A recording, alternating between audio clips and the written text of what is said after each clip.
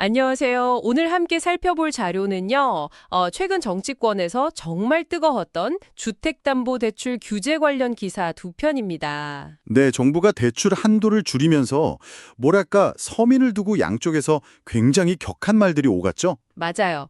그래서 오늘 이 논쟁에서 말하는 서민이 과연 누구인지 좀 깊이 들여다보려고 합니다. 당신과 함께 한번 파헤쳐보죠. 좋습니다. 이 자료들을 보면요. 정부 정책 발표 후에 찬반 양측 주장이 아주 첨예하게 맞서고 있어요.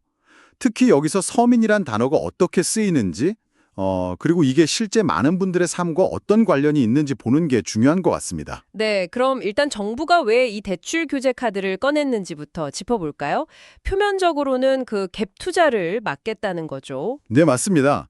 그러니까 전세 끼고 적은 돈으로 집 사는 방식, 여기에 좀 제동을 걸겠다. 뭐 이런 취지였어요. 그런데 이 발표가 나오자마자 국민의힘 반응이 정말 거셌습니다. 네, 송원석 원내대표는 반서민적 부동산 폭정 이렇게 말했고요.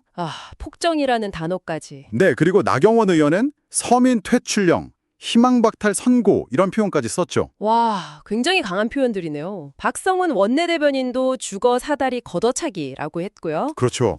공통적으로는 정부 규제 때문에 서민들이 내 집 마련할 꿈을 잃게 된다. 뭐 이런 논리였습니다. 서민의 꿈을 정부가 가로막는다. 이런 주장인데 여기서 진보당 김재현 상임대표가 좀 뭐랄까 다른 광조에서 질문을 던졌다고요. 그렇습니다. 김 대표가 아주 정면으로 물었어요. 이들이 말하는 서민은 대체 누구입니까? 하고요. 그게 핵심이군요. 네.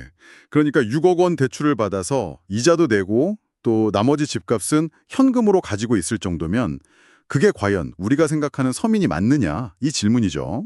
생각해 볼 지점이네요. 그렇죠. 특히 뭐 서울의 비싼 아파트랑 상관없이 사는 비수도권 주민들이나 아니면 대다수 노동자들의 현실과는 너무 거리가 먼 이야기 아니냐 이런 지적을 한 겁니다. 그러니까 국민의힘이 말하는 서민하고 실제 많은 사람들이 체감하는 서민의 모습 사이에 좀 간극이 크다. 이런 비판이네요. 네, 바로 그 점입니다. 이 지점을 더 명확하게 보여주는 게 바로 최저임금 현실과의 비교라고 하셨죠. 맞아요. 시기적으로도 이 논쟁이 벌어질 때 내년도 최저임금 논의가 한창이었거든요. 그랬군요. 근데 그때 경영계가 마지막으로 제시한 인상안이 시급 1,070원. 이걸 월급으로 바꾸면 약 210만 원 정도예요. 210만 원. 네. 그래서 김지현 대표가 이런 말을 했어요. 한쪽에선 월 210만 원으로 살라 하고 다른 쪽에선 6억 대출 못 받으면 희망이 없다니 어질어질하다. 와, 정말 210만 원이랑 6억 대출이라. 이건 뭐 같은 나야 이야기 맞나 싶을 수도 있겠어요. 그렇죠. 특히 뭐 사회 초년생이나 최저임금 수준으로 생활하시는 분들한테는 6억 대출을 받을 수 있냐 없냐가 희망의 기준이 된다는 것 자체가 좀 와닿지 않을 수 있죠. 네, 그럴 수 있겠네요. 바로 이 지점에서 김재현 대표는 좀 근본적인 해법을 이야기합니다. 투기를 조정할 수도 있는 그런 대출 규제 완화가 아니라 정말 실질적인 서민 주거 안정 대책이 필요하다는 거죠. 예를 들면 어떤 걸까요? 뭐 청년이나 저소득층이 실제로 살 수 있는 가격의 공공주택 공급을 늘린다거나 아니면 수도권에 너무 다 몰려 있으니까 지방의 교육, 일자리, 문화 인프라를 키우는 그런 국가 균형 발전 정책 같은 거요. 단순히 대출 한도를 늘렸다 줄였다 하는 그런 기술적인 문제를 넘어서는 접근이 필요하다. 이런 이야기시군요. 맞습니다. 내 집 마련이라는 게 소수만 누리는 특권이 아니라 적어도 인간답게 살기 위한 기본적인 조건으로 봐야 한다는 거죠.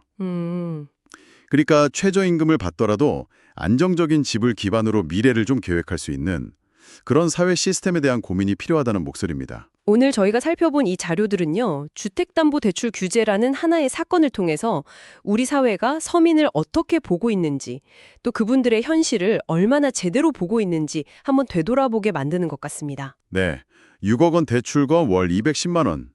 이 숫자가 보여주는 현실의 격차가 참 많은 생각을 하게 하네요. 그렇죠.